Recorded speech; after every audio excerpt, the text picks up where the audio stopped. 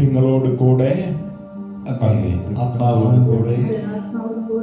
വിശുദ്ധ യോഹന്നാൻ അറിയിച്ച നമ്മുടെ കർത്താവ് ഈശോ മിശിഹായുടെ പരിശുദ്ധ സുവിശേഷം. നമ്മുടെ കർത്താവായ മിശിഹായ്ക്ക് സ്തുതി. അധ്യായം 19 വചനം 38 മുതൽ. അത് സാബത്തിനുള്ള ഒരുക്കത്തിന്റെ ദിവസമായിരുന്നു. ആ സാബത്ത് ഒരു വലിയ ദിവസമായിരുന്നു. സാബത്തിൽ ശരീരങ്ങൾ കുരിശിൽ കിടക്കാതിരിക്കാൻ വേണ്ടി അവരുടെ കാലുകൾ തകർക്കാനും അവരെ നീക്കം ചെയ്യാനും യഹൂദർ പീലാത്തോസിനോട് ആവശ്യപ്പെട്ടു. അതിനാൽ പടയാളികൾ വന്ന് അവരോടുകൂടെ ക്രൂശിക്കപ്പെട്ടിരുന്ന 2 പേരുടെയും കാലുകൾ തകർത്തു.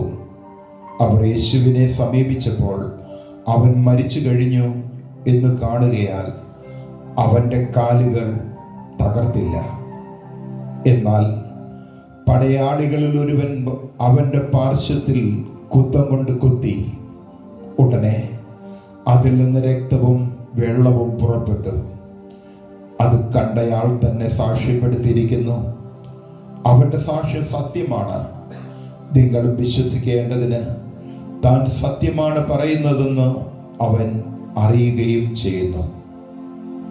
അവന്റെ അസ്ഥികളിൽ ഒന്നുപോലും തകർക്കപ്പെടുകയില്ല എന്ന തിരുവെഴുത്ത് പൂർത്തിയാകാൻ വേണ്ടിയാണ് ഇത് സംഭവിച്ചത്. മറ്റൊരു തിരുവെഴുത്ത് പറയുന്നു, തങ്ങൾ കുത്തി മുറിവേൽപ്പിച്ചവനെ അവർ നോക്കി നിൽക്കും. കർത്താവിൻ്റെ സുവിശേഷം. ക്രിസ്തുവേ, അങ്ങേക്ക് സ്തുതി. മിശിഹായിൽ പ്രിയ സഹോദരനെ, ജൂൺ മാസം നമ്മെ സംബന്ധിച്ചിടത്തോളം കർത്താവിൻ്റെ തിരുഹൃദയവുമായി ഒത്തിരി സാമ്യമുള്ള, ഒത്തിരി ബന്ധമുള്ള ഒരു മാസമാണ്. ലോകമെങ്ങുമുള്ള തിരുഹൃദയ ഭക്തര് ഈ ജൂൺ മാസം നമുക്ക് വേണ്ടി മുറിക്കപ്പെട്ട ആ കർത്താവിൻ്റെ തിരുഹൃദയത്തിൽ നിന്ന് കരുത്ത് ശേഖരിക്കുവാൻ, ശക്തി സ്വീകരിക്കുവാൻ, ആ കരുണയുടെ സ്രോതസ് മതിവരുവോളം ആസ്വദിക്കുവാനായിട്ട് ശ്രമിക്കുന്ന, ആ അനുഗ്രഹം പ്രാപിക്കുന്ന ദിവസങ്ങളാണ്. സ്നേഹമുള്ളവരെ, തിരുഹൃദയത്തെ കുറിച്ച് നമ്മൾ ധ്യാനിക്കുമ്പോൾ വചനത്തിൽ അടിവരയിട്ട് യോഹന്നാൻ ശ്ലീഹ പറയുകയാണ്, അത് ഞാൻ കണ്ടു, ആ മുറിക്കപ്പെട്ടവനെ ഞാൻ കണ്ടു.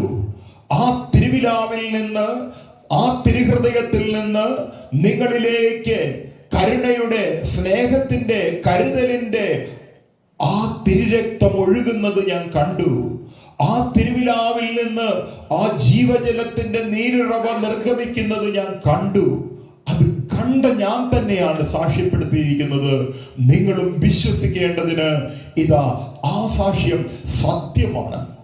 സ്നേഹമുള്ളവരെ, നമ്മുടെ ഓരോരുത്തരുടെയും വ്യക്തി ജീവിതത്തിൽ, നമ്മുടെ ഓരോരുത്തരുടെയും കുടുംബ ജീവിതത്തിൽ, നമ്മുടെ പ്രവർത്തന മേഖലയില് നമ്മൾ ഈശോ എന്നൊരു വാക്ക് ഉരുവിടുമ്പോൾ സ്വാഭാവികമായിട്ടും നമ്മുടെ മനസ്സിലേക്ക് ഏറ്റവും ആദ്യം വരുന്ന ഒരു ചിത്രം നമുക്ക് വേണ്ടി തുറക്കപ്പെട്ട ഹൃദയവുമായി കാത്തിരിക്കുന്ന, സ്നേഹത്തോടെ കാത്തിരിക്കുന്ന ഒരു ഈശോയെയാണ്.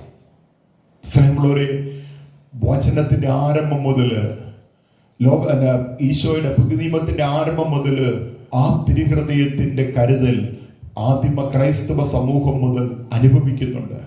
എന്നാൽ 12ാം നൂറ്റാണ്ടിലെ കുരിശ് യുദ്ധത്തിലൂടെ കടന്നു പോകുന്ന കാലഘട്ടത്തില് ഒത്തിരി വേദനകളും മുറിവുകളും ഉണ്ടായപ്പോൾ ആ കാലഘട്ടത്തില് ഈശോയുടെ തിരുവിലാവിലേക്ക് സമർപ്പിച്ചുകൊണ്ട് തങ്ങളുടെ മുറിവുകളെ, വേദനകളെ ആ ജനം ആ കർത്താവിന്റെ മുറിവോട് ചേർത്ത് ഞങ്ങളുടെ മുറിവുകളുടെ സമർപ്പിച്ചുകൊണ്ട് സ്വാതന്ത്ര്യം കണ്ടെത്തി നമുക്ക് കാണാൻ സാധിക്കും. നമ്മൾ ഈശോയുടെ തിരുഹൃദയ പ്രതിഷ്ഠയിൽ പ്രത്യേകം മധ്യസ്ഥം യാചിക്കുന്ന വിശുദ്ധ മർഗരീത്ത മറിയത്തിന്റെ കാലഘട്ടം, ഈശോ കർത്താവിന്റെ തിരുവിലാവിൽ നിന്ന് ഒഴുകുന്ന, തിരുഹൃദയത്തിൽ നിന്ന് ഒഴുകുന്ന ആ തിരുരക്തത്തിന്റെ, ആ തിരുഹൃദയത്തിന്റെ ശക്തി, ആ തിരുഹൃദയത്തിന്റെ ചിത്രം വണങ്ങുന്ന, ആ തിരുഹൃദയത്തിന്റെ മുമ്പിൽ അഭയം ഗമിക്കുന്ന മക്കൾക്ക് ലഭിക്കുന്ന അനുഗ്രഹത്തെ കുറിച്ചുള്ള വെളിപ്പെടുത്തലുകള് വിശുദ്ധ മർഗരീത്ത മറിയത്തിലൂടെ ദൈവത്തിന്റെ പരിശുദ്ധാത്മാവ് വെളിപ്പെടുത്തി. 1663 മുതലുള്ള കാലഘട്ടത്തില് പല രീതിയില് പല ദർശനങ്ങളിലൂടെ വിശുദ്ധ മർഗരീത്ത മറിയത്തിന് ലഭിച്ച ആ വെളിപ്പെടുത്തല് പിന്നീട് ലോകത്തിന്റെ എല്ലാ ഭാഗങ്ങളിലും ആ തിരുഹൃദയത്തിന്റെ സ്വാന്നിധ്യം, തിരുഹൃദയത്തിന്റെ ശക്തി, ആ തിരുഹൃദയത്തിൽ അഭയം ഗമിക്കുന്നവർക്ക് ലഭിക്കുന്ന കൃപകള്, ദാനങ്ങള് തിരിച്ചറിയാൻ തുടങ്ങി.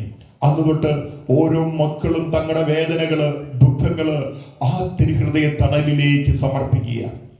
സ്നേഹമുള്ളവരെ, ഈശോ നമ്മളോട് അടിവരിട്ട് പറയുന്ന ഒരു കാര്യമുണ്ട്. അധ്വാനിക്കുന്നവരായ, ഭാരം വഹിക്കുന്നവരായ, ജീവിത ക്ലേശം അനുഭവിക്കുന്നവരായ മക്കളെ, നിങ്ങൾ ലോകത്തിന്റെ പുറകെ പോകാതെ, ഈ ലോകം വെച്ച് കിട്ടുന്ന ഏതാനും നിമിഷ നേരത്തെ സന്തോഷത്തിന്റെ പുറകെ പോകാതെ ഈ തിരുഹൃദയ തണലിലേക്ക് കടന്നു വാ.